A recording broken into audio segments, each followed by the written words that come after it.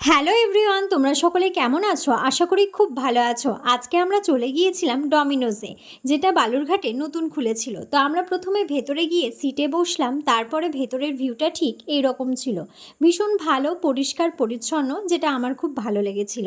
যাই হোক, তারপরে আমরা অর্ডার করেছিলাম, সেই অর্ডারও আমাদের রেডি হয়ে গিয়েছিল। আর এই যে আমার বান্ধবী সেই অর্ডারগুলো নিয়ে এলো। তো আমরা অর্ডার করেছিলাম একটা চকলেট মুভস, পনির পিৎজা আর কোল্ড ড্রিঙ্কস।